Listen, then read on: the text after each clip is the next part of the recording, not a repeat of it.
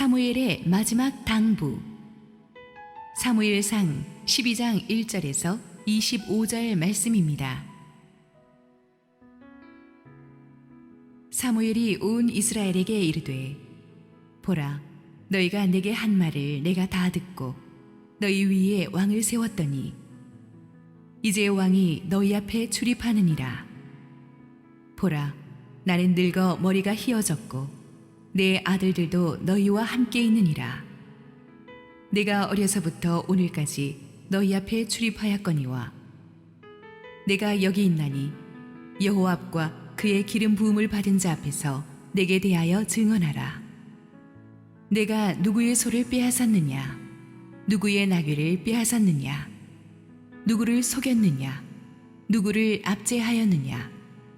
내 눈을 흐리게 하는 뇌물을 누구의 손에서 받았느냐?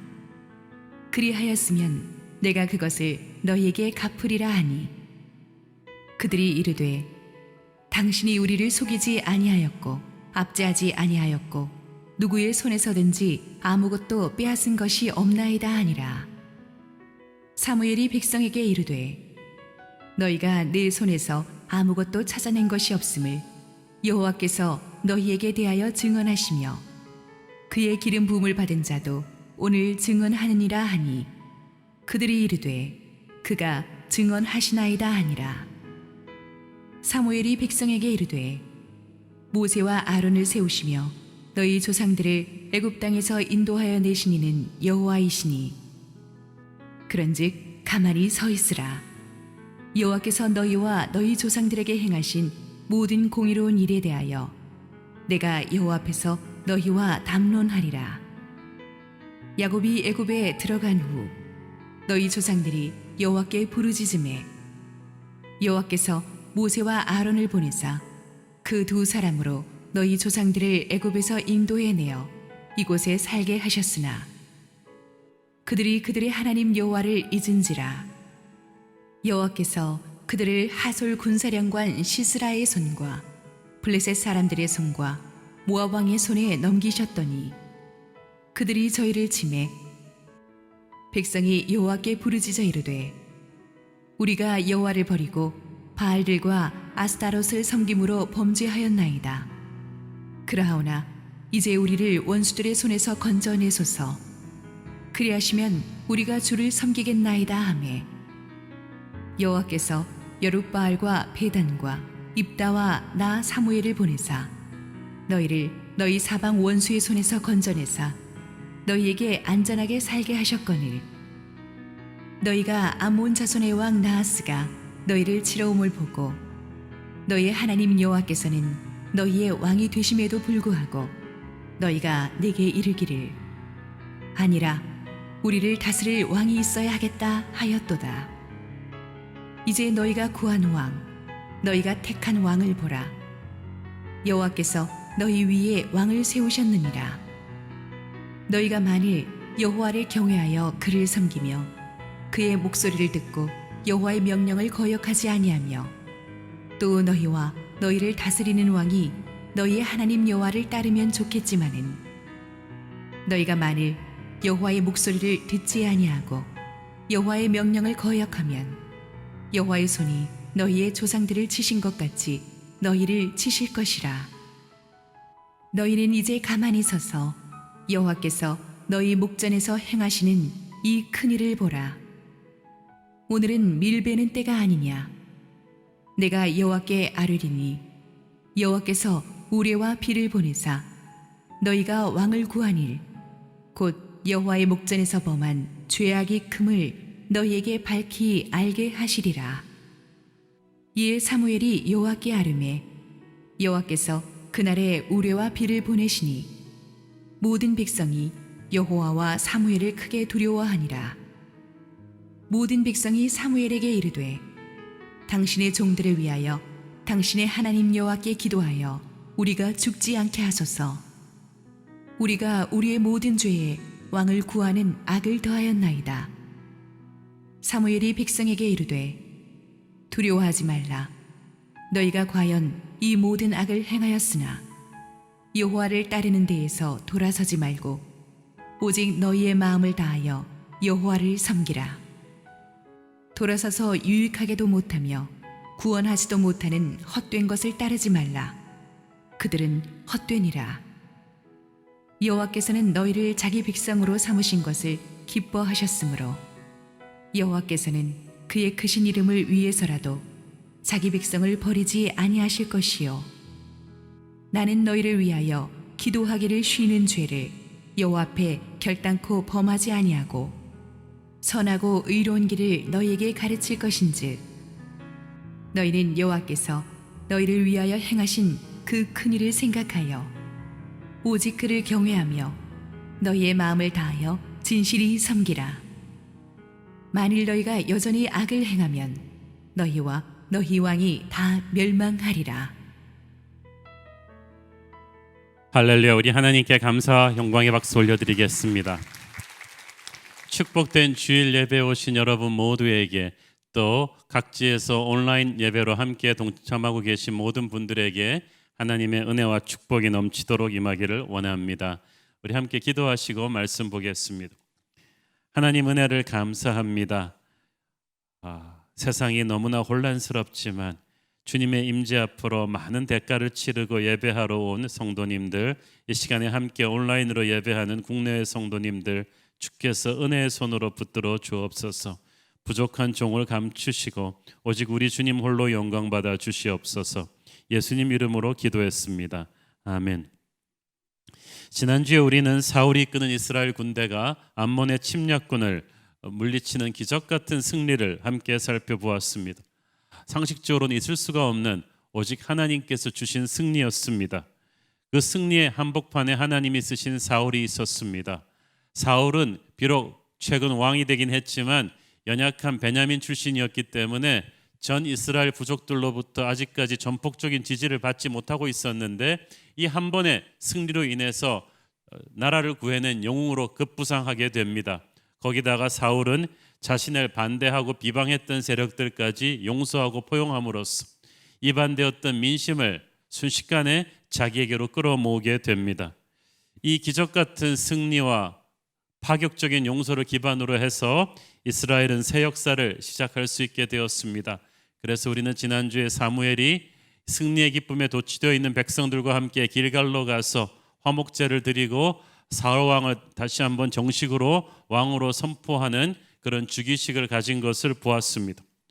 하지만 이것은 지금까지 사사로서 마지막 사사로서 하나님과 백성들 사이를 중재해온 사무엘이 은퇴한다는 뜻이기도 했습니다.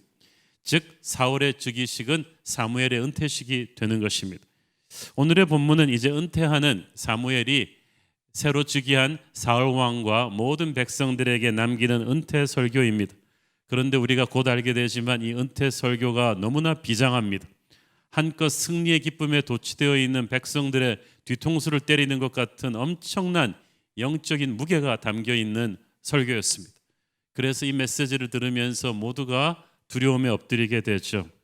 먼저 이 설교 초반부에서 사무엘은 그동안 자신이 어떻게 이스라엘을 다스렸는지를 하나님과 백성들 앞에서 확인합니다. 3절, 5절 읽습니다. 내가 여기 있나니 여호와 앞과 그의 기름 부음을 받은 자 앞에서 내게 대하여 증언하라. 내가 누구의 소를 빼앗았느냐? 누구의 나귀를 빼앗았느냐? 누구를 속였느냐? 누구를 압제하였느냐? 내 눈을 흐리게 하는 뇌물을 누구의 손에서 받았느냐? 그리하였으면 내가 그것을 너희에게 갚으리라 하니 그들이 이르되 당신이 우리를 속이지 아니하였고 압제하지 아니하였고 누구의 손에서든지 아무것도 빼앗은 것이 없나이다 하니라. 사무엘이 백성에게 이르되 너희가 내 손에서 아무것도 찾아낸 것이 없음을 여호와께서 너희에게 대하여 증언하시며 그의 기름 부음을 받은 자도 오늘 증언하느니라 하니 그들이 이르되 그가 증언하시나이다 하니라. 사무엘은 한마디로 수십 년 동안 너희들을 사사로 다스리면서 얼마나 깨끗하게 너희들을 다스렸는지를 하나님과 백성들 앞에서 양심선언하고 있는 거예요. 지도자의 자리에 있으면서 수십 년을 있으면서 이렇게 초지일관 깨끗한 리더십을 유지하는 거 쉽지 않습니다. 지금 우리가 이 땅의 지도자들을 보아도 이게 쉽지 않다는 것을 알 수 있지 않습니까? 권력을 잡으면 사람들이 변합니다. 파워는 인간을 타락시키죠. 그래서 수많은 부정과 불의를 권력을 휘둘러서 행하는 것을 많이 봅니다. 사무엘도 하나님으로부터 절대 권력을 부여받았기 때문에 마음먹으면 그 힘으로 많은 이득을 취할 수가 있었습니다. 그러나 사무엘은 그렇게 하지 않았습니다. 뇌물을 취하지도 않았고 부정축제하지도 않았고 사람들을 압제하지도 않았고 그것을 그는 자신 있게 사람들 앞에서 확인해 달라고 요구할 수 있었습니다. 힘은 하나님이 부여해 주신 것입니다. 그러므로 권력자들이 깨달아야 되는 것은 이 힘을 깨끗하게 사용해야만 합니다. 깨끗하게 사용한다 하면 권세를 이용해서 돈과 명예를 탐하거나 사람들을 억압하지 않는 거예요. 백성들 모두가 사무엘이 그렇게 깨끗한 리더였다는 것을 인정을 해 주었습니다. 사무엘은 예수님의 리더십을 상징하는 인물이죠. 우리의 왕 되신 예수께서는 하나님이 주신 권세를 깨끗하게 사용하셨습니다. 오직 하나님의 영광을 위해서 사용하셨습니다. 흠없고 거룩하게 하나님의 힘을 사용하셨기 때문에 예수님의 이름은 모든 이름 위에 뛰어난 이름이 되었습니다. 우리는 예수님의 리더십에 우리의 인생을 맡겨도 아무 걱정이 없어요. 그렇게 사무엘은 자신의 영적 지도자로서 깨끗한 지도자로서의 권위를 다시 한번 강조한 뒤에 6절부터 이스라엘 역사를 전체를 한번 쭉 리뷰하면서 역사 강의를 시작합니다. 이 역사 강의의 핵심을 알려면 오늘 설교의 그 중심 구절이라고 할 수 있는 17절을 읽어야만 합니다. 17절 읽겠습니다. 오늘은 밀베는 때가 아니냐 내가 여호와께 아뢰리니 여호와께서 우레와 비를 보내서 너희가 왕을 구하는 일 곧 여호와의 목전에서 범한 죄악이 큼을 너희에게 밝히 알게 하시리라. 이스라엘의 밀베는 시즌은 5, 6월경인데 비가 전혀 내리지 않는 건조기입니다. 그러므로 이 시즌에 우레가 치고 비가 내린다는 것은 우리로 치면은 7, 8월에 폭설이 쏟아진다는 것과 똑같은 있을 수가 없는 일이에요. 그런데 그 있을 수가 없는 일을 내가 기도하겠고 하나님께서 너희 눈앞에서 지금 보여주실 것이다. 왜 이런 기적을 보여주시느냐? 너희들이 하나님의 통치를 거부하고 왕을 세워달라고 해서 지금 왕을 세우는 이 일이 하나님을 그만큼 노엽게 했다는 증거가 될 것이다. 이스라엘 백성들은 깜짝 놀랐습니다. 이건 뭐 마른 하늘에 날벼락이 따로 없었습니다.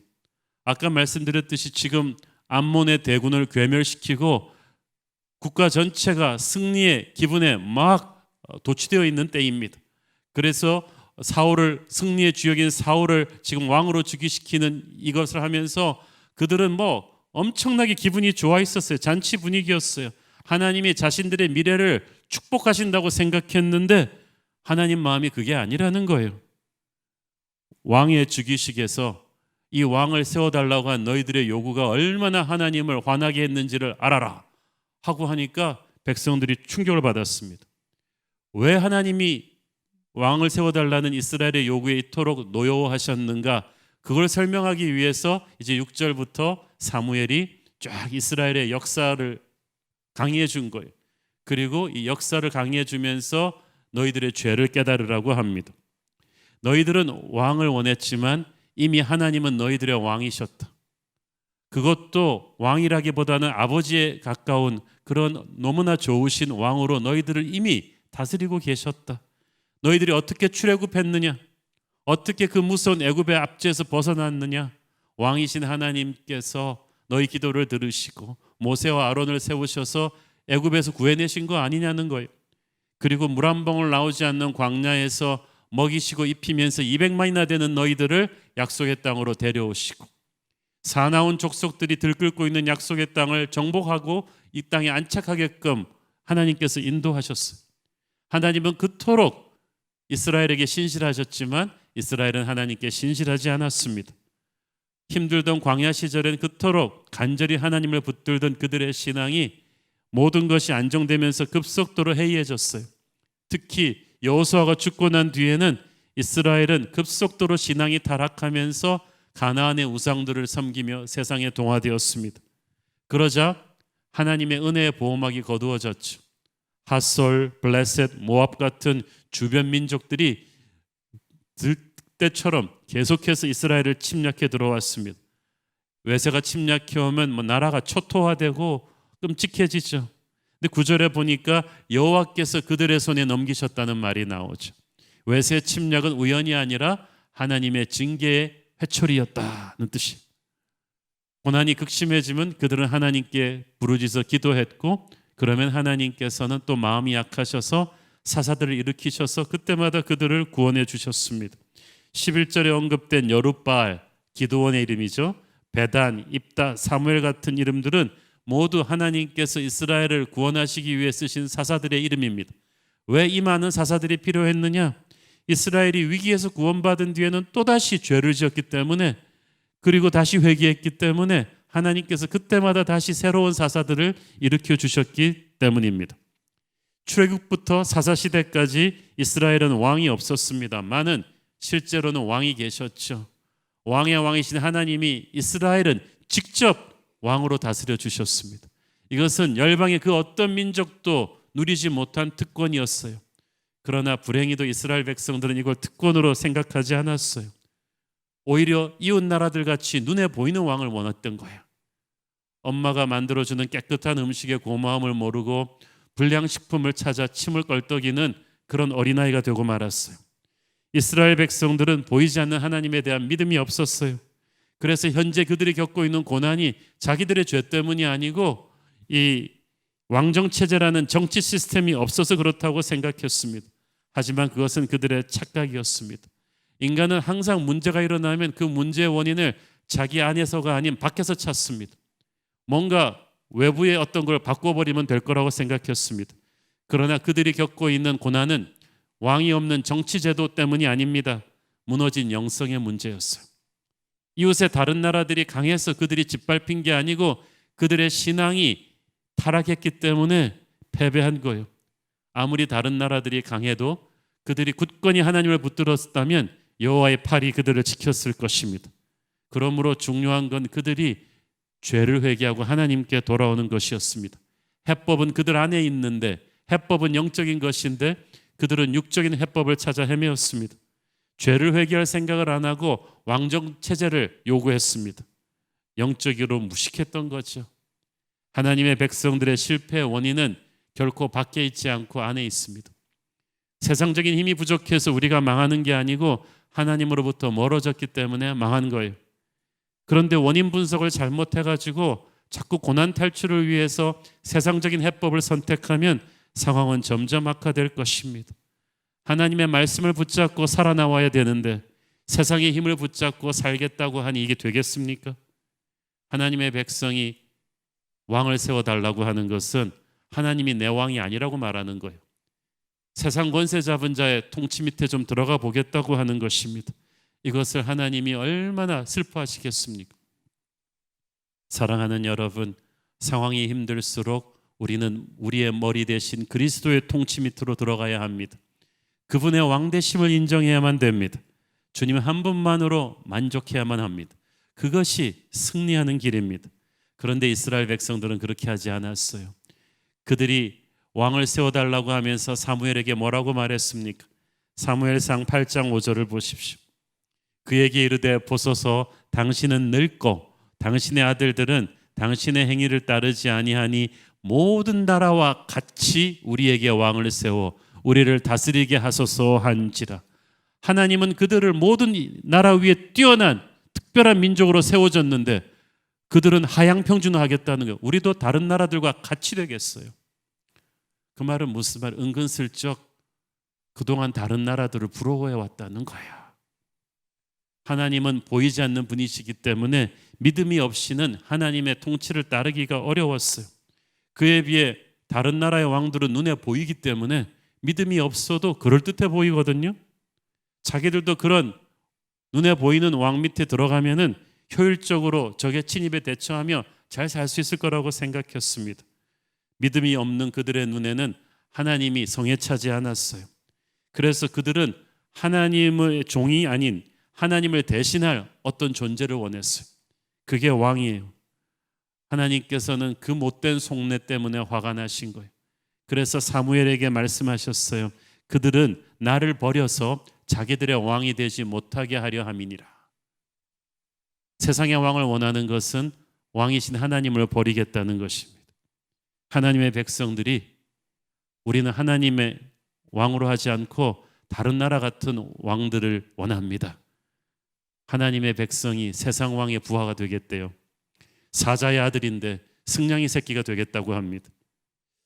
우리가 이런 한심한 죄를 짓는다는 거예요. 하나님의 백성들도 인생이 힘들 때 예수님의 다스림만으로 만족하지 못하니까, 믿음이 흔들리니까 예수님 아닌 다른 세상 왕의 손을 잡고 이 힘든 시기를 이겨보겠다고 합니다. 마귀가 우리를 그렇게 유혹합니다. 너 힘들지? 주님만 가지고는 안 될 것 같지? 눈 질끔 감고 세상 왕의 손을 잡아. 그리고 성공하고 나서 다시 주님 섬기면 되잖아. 보이지 않고 침묵하시는 하나님보다 지금 눈에 보이는 확실하고 빠른 세상 왕의 손을 잡으라고 할 것입니다. 이때 우리는 그 유혹을 물리쳐야 되는 거예요. 우리의 신앙은 그때 드러나는 거예요. 사랑하는 여러분, 우리는 하나님의 자녀입니다. 우리는 사자의 아들인데 어찌 살기 위해 승냥이 새끼가 되겠다고 하겠습니까? 어찌 살기 위해서 세상 왕의 통치 밑으로 기어들어가겠습니까? 우리의 왕은 오직 예수 그리스도뿐이십니다. 그분만이 우리의 가정에, 우리의 직장에, 우리의 교회와 나라의 절대 왕이십니다. 우리 삶의 모든 영역에서 최종 결정은 우리의 왕에게, 오직 예수님에게 하시게 하십시오. 어떤 상황 속에서도 세상의 왕에게 곁눈질하지 말고 예수님을 왕으로 선포하십시오.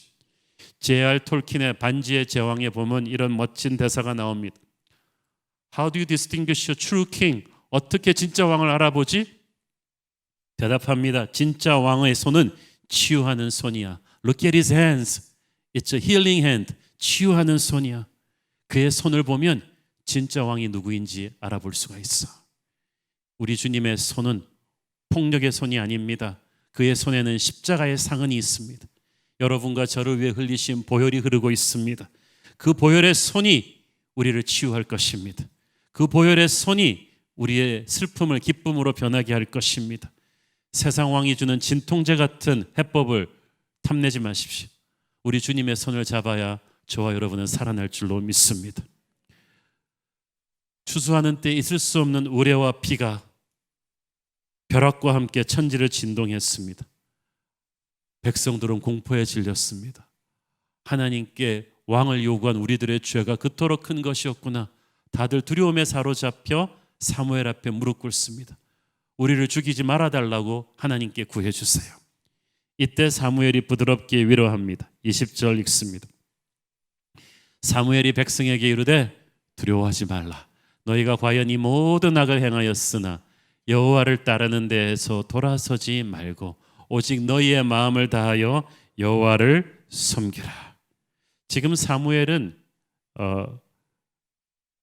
인간적인 동기로 왕정체제를 요구한 것이 하나님을 노엽게 하긴 했지만 하나님이 허락을 하셨기 때문에 이제부터 너희가 어떻게 이 왕정체제를 끌고 가는가가 중요하다. 사실 이 땅의 정치 시스템은 다 일장일단이 있기 때문에 그것을 다루는 인간의 마음이 어떤가에 따라 독이 될 수도 있고 약이 될 수도 있어요. 같은 칼도 의사의 손에 잡히면 사람을 살리지만 강도의 손에 잡히면 사람을 죽이듯이 사무엘의 목적은 이스라엘 백성들의 과거의 죄를 심판하는 데 있는 것이 아니라 이제부터라도 이 왕정체제를 어떻게 하면 하나님 기쁘시게 하는 방향으로 가느냐, 그게 있었어요. 사무엘은 사사시대 역사를 통해서 불변하는 하나님의 백성의 영적 승리의 법칙을 말해줍니다. 하나님과의 관계에 모든 것이 걸렸다. 너희들이 하나님을 잘 섬길 때는 평안과 번영을 누렸지만 하나님을 버리고 우상 숭배할 때는 외세 침략에 물리치는 모든 이방 세력들의 샌드백 같은 존재였다. 이제 사사시대가 끝나고 왕정체제가 시작되지만 하나님의 법칙은 변함이 없다. 이제 왕정체제에서 달라지는 것은 왕과 백성들이 함께 하나님께 순종하는 것이다. 그러면 복을 받겠지만 그렇지 않으면 너희들은 파멸할 것이다. 그래서 너희들이 인간적인 생각에서 세상의 다른 나라들과 똑같은 왕정체제를 원했지만 하나님의 백성의 왕정체제는 다른 나라들과는 다르다. 너희들의 왕이 세워진다고 해도 그 또한 하나님의 권위에 복종해야 된다. 그는 하나님의 말씀에 따라서 하나님의 결에 따라서 이 백성을 다스려야 될 것이다. 그러므로 너희들의 왕정 체제는 신정 체제 안에서만 제대로 작동할 것이다. 정치적 체제 변화가 너희들을 구원하지 못한다. 오직 너희들의 신앙이, 너희들의 아버지 하나님, 너희들의 왕 대신 하나님을 어떻게 섬기는가에 따라서 너희들의 운명이 결정될 것이다. 이거예요. 자, 여러분, 이 메시지를 지금 막 왕으로 즉위한 사울 왕이 제일 앞에 들었을 거예요. 제일 앞에서. 여러분, 사울의 심정이 지금 어땠겠습니까? 서두에서 말했듯이 사무엘의 은퇴 설교가 시작되기 전까지 사울은 지금 하늘을 날 것 같이 올라가 있어요. 전설적인 나라를 구한 영웅으로서 모든 사람들이 사울의 이름을 환호하고 있었어요. 그래가지고 이제 지금 왕으로 즉위하면서 이때까지 그날의 주인공은 사울이었어요. 온 백성이 사울의 이름을 부르고 환호하고 있었는데 이 축제의 날에 첫 번째 왕으로 등극하는 이 날에 사무엘이 말하는 거예요. 미안하지만 이 날의 주인공은 사울이 아니라 하나님이다. 그리고 말하자는 25절 끝부분에서는 만약 너희들이 하나님을 제대로 섬기지 않고 악을 행하면 너희와 너희 왕이 함께 멸망할 것이다. 여러분, 즉위식에 왕한테 이런 말 하는 사람이 어디 있어요? 하나님이 하신 거예요. 이 말을 이 땅의 지도자들도 들어야 돼요. 너희들이 하나님을 섬기지 않으면 지도자부터 시작해서 함께 망할 것이다. 우리는 우리 인생의 최고의 순간에도 주인공이 내가 아니라 하나님이심을 선포해야 될 것입니다. 여러분 인생에 샴페인을 터뜨리는 모든 사람이 여러분의 이름을 부르는 승리의 순간에, 여러분이 높은 자리에 올랐을 때, 많은 돈을 벌었을 때, 어려운 대학에 들어갔을 때, 그래서 모든 사람들이 승리의 축제를 부르는 그 순간에 여러분은 겸손히 선포하셔야 돼요. 이날의 주인공은 내가 아니구나. 나를 나되게 하신 하나님이시구나. 그것이 예수님을 왕으로 모시는 자의 자세입니다.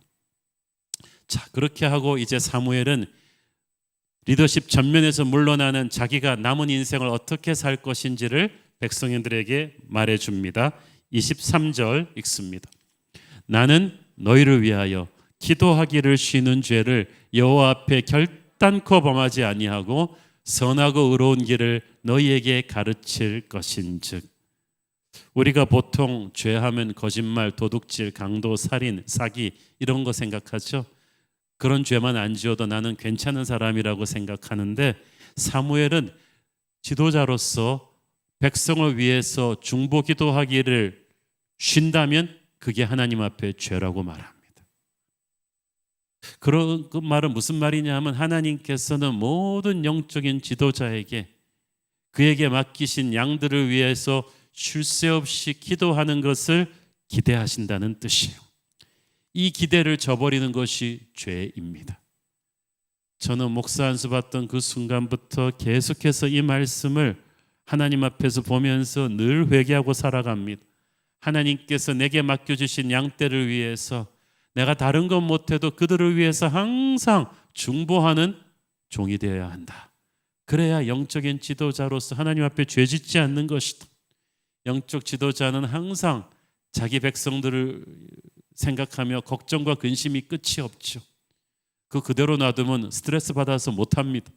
이 걱정과 근심으로부터 자유하는 길은 그 시간에 끊임없이 백성들을 위해서 중보하는 것입니다. 내가 중보하지 않으면 어차피 걱정하거든요. 걱정하고 근심하는 시간을 계속해서 기도의 시간으로 바꿈으로써 나는 이 백성들의 운명을 하나님 손에 맡겨드립니다. 우리가 쉬지 않고 기도하면 하나님께서 그 백성들을 위해서 쉬지 않고 일하십니다. 우리가 기도를 멈추면 하나님의 손이 멈추고 마귀가 움직이기 시작하는 거예요. 그래서 마귀를 묶고 하나님의 손이 우리 백성들을 계속해서 덮으시게 하려면 우리는 끊임없이 사탄이 지칠 때까지 계속해서 기도해야 됩니다. 이 기도의 분량이 차야 축복의 뚝이 터지거든요. 사무엘이 어떤 사람입니까? 그는 어머니 한나의 뱃속에서부터 한나의 기도 태교 속에 태어난 사람이에요. 그래서 사무엘은 어릴 때부터 기도가 그냥 몸에 딱 붙은 사람이었어요. 그 어릴 때부터 사무엘은 하나님의 음성을 아주 깨끗하게 들었습니다. 세상에 듣지 못하는 하나님의 음성을 그는 평생의 기도를 통해서 들었던 사람이었어요. 그래서 사무엘이 사사로 이스라엘을 다스리던 그 수십 년 동안은 기도의 시대였어요. 불같은 기도의 종 사무엘이 뿜어내는 그 기도의 그 우산이 이스라엘을 거대하게 감싸고 있었어요. 온 밤을 부르짖는 그 기도를 끊임없이 쉼표 찍지 않고 해온 사무엘의 기도. 이제 사울 왕이 세워져서 정치 리더십 전면에서는 물러나지만 사무엘은 그 보이지 않는 중보 기도의 보호막만은 걷지 않겠다고 합니다. 마지막 숨이 닿을 때까지 백성을 위해서 기도하겠다. NIV 영어 성경에 보면은 failing to pray for you, 기도하는 것을 실패하지 않겠다고 합니다. 우리가 기도하는 걸 중단하는 건 기도를 실패하는 거죠. 교회를 지키고 가정을 지키고 나라와 민족을 지키는 것은 앞에서 말하고 설치는 사람들이 아닙니다. 뒤에서 기도하는 영적인 지도자들이에요. 사울 왕의 즉위와 함께 사무엘이 비록 보이는 리더십 전면에서 물러나지만 그는 결코 이빨 빠진 늙은 호랑이로 전락하는 게 아닙니다. 성경은 사무엘의 이 영적인 기도의 리더십이 얼마나 파워풀하다고 말합니까? 사무엘상 7장 13절을 보십시오. 이에 블레셋 사람들이 굴복하여 다시는 이스라엘 지역 안에 들어오지 못하였음에 여호와의 손이 사무엘이 사는 날 동안에는 블레셋 사람을 막으심에 할렐루야. 사울 왕은 자기가 왕이 되었다고 우쭐대지만 이스라엘을 외세 침략으로부터 지킨 힘은 보이지 않는 사무엘의 기도였어요. 여러분, 그래서 앞에서 설치는 리더들 때문에 너무 실망하지 마세요. 그 사람들 때문에 이 민족의 운명이 결정되는 거 아닙니다. 영적인 전쟁에서 마귀가 두려워하는 것은 보이지 않는 기도의 골방에서 낙타 무릎이 되도록 중보하는 사무엘 같은 영적인 지도자예요. 영권은 기도에서 나오는 것입니다. 사울이 이루었던 승리도 다 이 사무엘의 기도를 밑거름으로 해서 가능해진 것이었어요. 기도의 지도자의 그 장막 밑에서 그와 한 시대를 산다는 것은 축복 중에 축복이었어요. 하나님은 기도하는 영적인 지도자의 장막 안에서 백성들에게 승리의 영광을 주시죠. 저는 사무엘이 사는 날 동안에 여호와의 손이 블레셋의 침략으로부터 이스라엘을 지켰다. 이 본문을 항상 가슴에 붙잡고 기도합니다. 제가 언제 은퇴하든지 간에 살아있는 동안에 하나님께서 우리 새로운 교회 성도들을 마귀의 공격으로부터 지켜주시옵소서. 살아있는 동안에 저는 이 중보기도의 장막을 끊임없이 펼 것이니 마귀의 공격이 우리 성도들을 뚫지 못하도록 해 주십시오. 그것이 제 기도 제목이에요. 우리 세상의 왕들도 문무대왕 같은 분은 죽으면 자기 무덤을 바다에다 만들려고 그랬잖아요. 바다에 혼이 되어서라도 외세 침략으로부터 신라를 지키겠다고. 세상의 왕들도 그런 결심을 하는데 여러분, 영적인 지도자들은 그런 결심을 해야 됩니다. 여러분, 자녀를 가진 부모님들, 여러분은 가정의 영적인 지도자예요. 결심을 하십시오. 여러분이 살아있는 동안에 여러분의 자녀들을 위한 중보기도를 쉬지 않겠다고. 그래서 그 기도로 인해 마귀가 여러분의 자녀들을 건드리지 못하게 하겠다고. 목사님들, 장로님들, 순장님들, 주일학교 선생님들도 딴 것 못해도 그 헌신을 하셔야 돼요. 단 몇 명의 영혼이라도 하나님이 여러분에게 맡겨주셨다면 여러분 살아있는 동안에 평생 그 영혼들을 위해서 중보하겠다고. 그래서 그 기도의 막을 결코 마귀가 뚫지 못하게 해달라고 하나님 앞에 여러분이 기도하십시오. 하나님께서 역사하실 거예요. 사무엘은 평생 중보기도에 헌신을 하면서 동시에 백성들에게 선하고 의로운 길을 끊임없이 가르칠 것이라고 합니다. 그 말은 하나님의 말씀을 끊임없이 너희들에게 흘려보내겠다고 합니다. 기도와 말씀은 그 쌍둥이와도 같아요. 같이 가는 거예요. 기도의 사람은 자기 말이 줄어들고 하나님의 말을 충만하게 채워집니다. 기도하면 말씀을 갈망하게 되고 말씀의 사람은 또 기도의 사람이에요. 영적인 지도자는 끊임없이 자기 말이 아닌 하나님의 말씀을 사람들에게 흘려보내주는 사람입니다. 남은 생애 동안에 사무엘은 더욱더 인간적인 잔소리가 아닌 하나님의 말씀을 흘려보내는 축복의 통로가 되겠다고 헌신합니다. 이걸 가만 보면 사무엘의 리더십은 예수님을 닮았어요. 아까 그의 깨끗한 리더십이 예수님의 거룩한 리더십을 닮았다고 했는데 남은 생애 동안에 평생 기도하고 말씀을 흘려보내겠다는 사무엘의 결단을 보면 예수님의 리더십을 그대로 닮아왔어요. 예수님은 지금 부활승천하셔서 우리 옆에 계시지는 않습니다. 육체로는 계시지는 않지만 주님께서는 지금도 하늘 보좌 옆에서 우리를 위해 끊임없이 아버지께 중보하고 계십니다. 조금만 기도해도 우리는 우리를 위해 기도하시는 예수님의 기도를 느낄 수가 있어요. 우리는 그 기도의 힘을 먹고 살아가는 것입니다. 주님의 기도의 결과로 성령께서 우리 안에 충만하게 역사하시고 그 성령의 임재 안에서 우리는 살아가는 줄로 믿습니다. 또한 주님께서는 우리에게 끊임없이 말씀을 흘려보내주고 계세요. 말씀이 성육신 되신 주님이세요. 그래서 우리에게 말씀이 오실 때 예수님이 오시는 거예요. 오늘도 이 설교 말씀 가운데로 주님이 여러분에게 오고 계십니다. 제게 오고 계십니다. 우리는 말씀을 통해 주님의 임재를 느낍니다. 그분은 보이지 않으셔도 기도와 말씀의 리더십으로 우리의 왕으로 다스리고 계세요. 사무엘은 그 헌신을 하면서 백성들에게 너희들에게 요구되는 것이 하나 있다. 아무리 은혜의 단비가 내려도 받을 그릇이 준비되어 있지 않으면 다 새버리듯이 내가 기도와 말씀으로 너희들을 위해 평생을 헌신할 텐데 너희들도 받을 은혜의 그릇을 준비해라. 그럼 그 은혜의 그릇이 어떤 것이냐? 24절 읽습니다. 너희는 여호와께서 너희를 위해서 행하신 그 큰 일을 생각하여 오직 그를 경외하며 너희의 마음을 다하여 진실이 섬기라. 첫째는 하나님께서 너희를 위해 행하신 큰 일을 생각하라. 원문적으로 좀 더 정확하게 번역하면 하나님께서 너희들에게 보여주신 놀라운 기적들의 의미를 묵상을 하라는 거예요. 하나님의 사람들은 하나님을 생각해야만 합니다. 복 달라고만 하지 말고 주신 복 속에 담긴 영적인 의미를 하나님께서 우리에게 그동안 베풀어 주신 은혜 속에 하나님이 얼마나 놀라운 분이신가를, 그분의 계획이 얼마나 큰지를 늘 생각해야만 합니다. 우리는 요즘 코로나를 너무 생각하고 부동산을 너무 생각하고 정치 리더십이 하는 이상한 말들을 너무 깊이 생각하니까 자꾸 우울해지는 거예요. 떨쳐버리십시오. 하나님을 생각해야만 합니다. 하나님이 무엇을 말씀하고 계신가를 생각을 해야 합니다. 하나님의 생각으로 자꾸 우리를 채워야 어둠의 생각이 파고들 틈이 없어져요. 둘째, 하나님을 경외해야 합니다. 하나님을 두려워하라는 이야기요. 두려워서 그를 피하는 것이 아니라 하나님이 하나님 되시게 하라. 그분을 두려워하면요 함부로 살 수 없어요. 하나님을 두려워하면요 그분의 다스림 밑에 자기를 온전히 집어넣게 됩니다. 세 번째로 마음을 다하여 진실이 하나님을 섬기라. 이 말은 우상을 끊어버리고 하나님에게 집중하라는 거예요. 여러분, 고난은 우리를 정결하게 하죠. 우리 삶의 수많은 우상들을 정리할 수 있는 좋은 기회가 고난입니다. 폭풍 속에서 우리는 하나님만 섬기는 순전한 인생으로 자기의 인생을 심플하게 정리해야만 될 것입니다.